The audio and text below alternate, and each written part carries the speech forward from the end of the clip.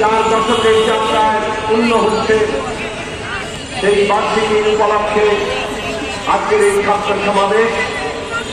আপনারা যারা উপস্থিত হয়েছেন আপনাদের সবাইকে শুভেচ্ছা জানাই, সালাম জানাই। আসসালামু আলাইকুম।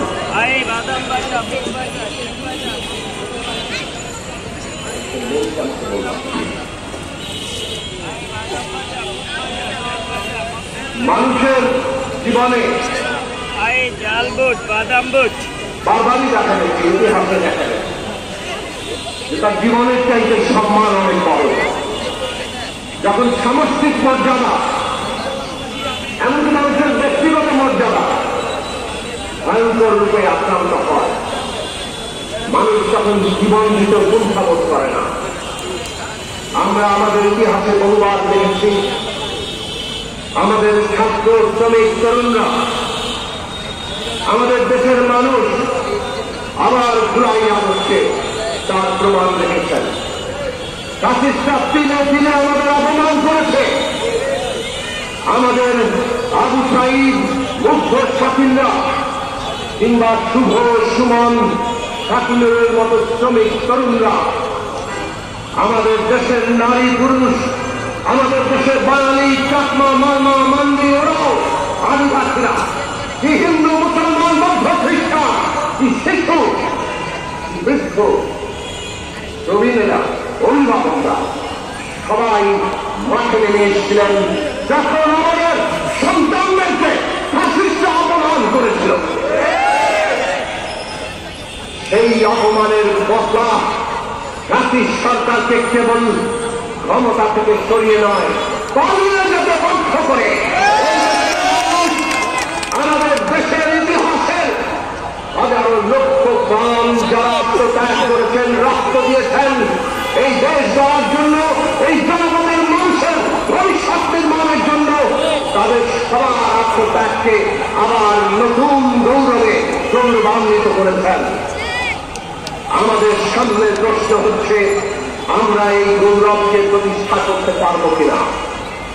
আমরা কি এই শহীদের আত্মত্যাগ 30,000-এর উপরে যারা হতে হয়েছে এখনো কাজ পাচ্ছেন, হাজারো ছাত্র শ্রমিক তরুণ যাদের চোখ অন্ধ হয়ে গেছে, হয় পুরোপুরি না হয় মারাত্মকভাবে ক্ষতিগ্রস্ত হয়েছে। আজকে প্রশ্ন, বাংলাদেশ তাদের এই আত্মত্যাগের যে পরিণতি, একটা সত্যিকার গণতান্ত্রিক বাংলাদেশ, বৈষম্যহীন বাংলাদেশ, সাম্যের বাংলাদেশ, মানবিক মর্যাদার বাংলাদেশ এবং সামাজিক ন্যায় বিচারের বাংলাদেশ তৈরি হবে কিনা? সেই পথে আমরা হাঁটতে পারবো কিনা? যদি আমরা সেই পথে হাঁটতে চাই, প্রতিটি অভ্যুত্থান, প্রতিটি বিপ্লবী সম্ভাবনা নতুন মানুষ দাবি করে, নতুন চৈতন্য দাবি করে। সমস্ত শরীর শাসক ফ্যাসিস্টরা তাদের নিজেদের মতো বাস্তবতা তৈরি করতে চায়। তারা মনে করে মানুষের নজর ধোয়াই করে, তাদের উপর দমন পীড়ন করে, গুম খুন করে, ভয় নীতি দেখিয়ে, জেলে পুরে, মামলা দিয়ে তারা তাদেরকে দাবিয়ে রাখবে। অনেকেই এই বাস্তবতা মেনে নেয়।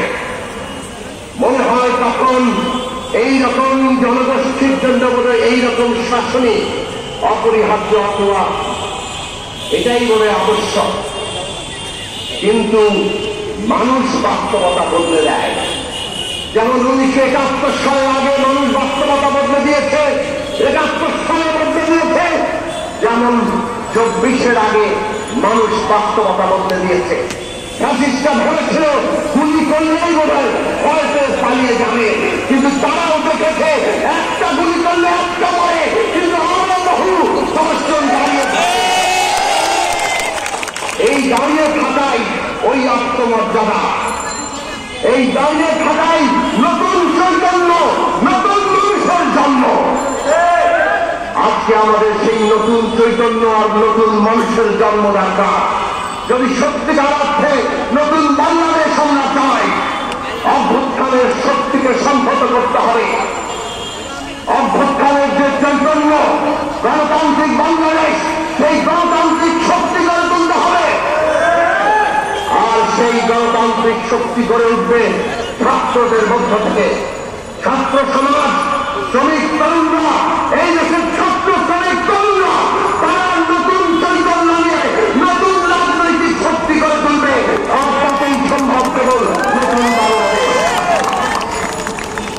অবস্থানের উপর দাঁড়িয়ে থাকা সরকার 5ই আগস্টের পর থেকে আমরা বলছিলাম শহীদদের তালিকা করেন, তাদেরকে জাতীয় মর্যাদায় অধিষ্ঠিত করেন, তাদের পরিবারের দায়িত্ব নেন, আহতদের চিকিৎসা দেন, তাদের প্রত্যেকের জীবনের দায়িত্ব নেন।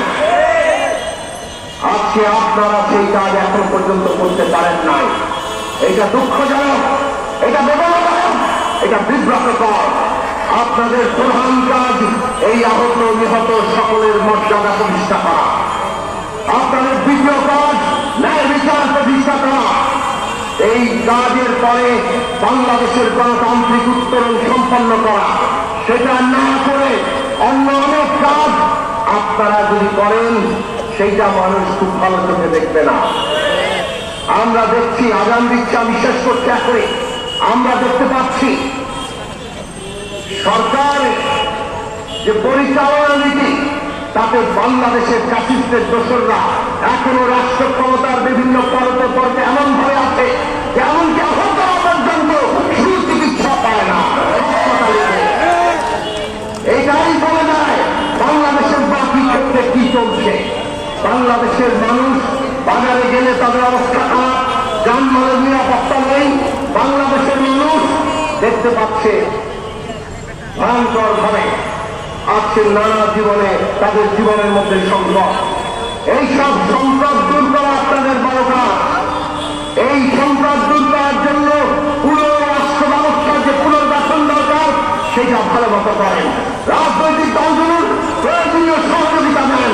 সেই সহযোগিতা না নিয়ে আপনারা যদি নিজেদের মতো করে কেবল চালাতে চান তাহলে ব্যর্থ হবেন। কিন্তু ব্যর্থতা আমরা আপনাদের হতে দিতে পারি না। কাজেই আমরা যা বলি, আমরা আপনাদের সহযোগিতা করতে চাই। জাতীয় রাজনৈতিক কাউন্সিল গঠন করেন, ছাত্রদের জন্য ছাত্র কাউন্সিল গঠন করেন এবং সবাইকে নিয়ে বাংলাদেশ পরিচালনা করে গণতান্ত্রিক বাংলাদেশ তৈরি করেন। ছাত্ররা নতুন দল করতে চাইছে, আমরা স্বাগত জানাই। অভ্যুত্থানের চৈতন্য নিয়ে, আকাঙ্ক্ষা নিয়ে যদি নতুন দল হয় তাহলে ছাত্রদের একাংশ তারা যদি দল গঠন করে আমরা স্বাগত জানাবো। কিন্তু ক্ষমতায় থেকে দল গঠন বাংলাদেশের মানুষ ভালোভাবে নেয় না। রাজপথে আসেন, জনগণের ভেতর থেকে নতুন দল গঠন করেন, যেমনকি আমরা গড়ে তোলার চেষ্টা করেছি। আমাদের ইতিহাস, সংগ্রামের ইতিহাস, আগামী ইতিহাসও জনগণের স্বার্থের পক্ষে, তার বৃহত্তর স্বার্থের পক্ষে থাকবে। বাংলাদেশ ছাত্র ফেডারেশন এই দেশে লক্ষ্য প্রাণের যে আত্মত্যাগ, সেই আত্মত্যাগ বুকে নিয়ে তার সংগ্রামের কাফলা অব্যাহত রেখে আরো সুশৃঙ্খলভাবে সারা দেশের ছাত্র তরুণদেরকে সংগঠিত করে অভ্যুত্থানের আকাঙ্ক্ষা বাংলাদেশ প্রতিষ্ঠায় ছাত্র ফেডারেশন ভবিষ্যতে সেই ভূমিকা রাখবে, সেই আশাবাদ আমরা রাখি। আগামী বাংলাদেশ আপনাদের দিকে চেয়ে আছে। প্রস্তুত হন নতুন বাংলাদেশ তৈরির জন্য। বাংলাদেশ আর আগের জায়গায় যাবে না। কোন বিশ্বাসশক্তি, কোন আমাদের প্রতিবেশী বাংলাদেশকে প্রধানত রাখতে পারবে না। এই বাংলাদেশের রায় এবং এই বাংলাদেশে সমস্ত খেটে খাওয়া মানুষ সবার মানবিক জীবন নিশ্চিত করতে হবে। সমস্ত ছাত্রের শিক্ষা শেষে কোন রকম তকবির ঘুষ ছাড়া কর্মসংস্থান নিশ্চিত করতে হবে।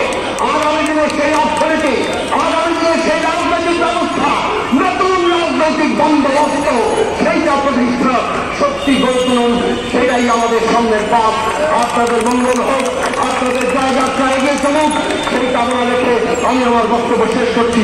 আপনাদের সবাইকে ধন্যবাদ।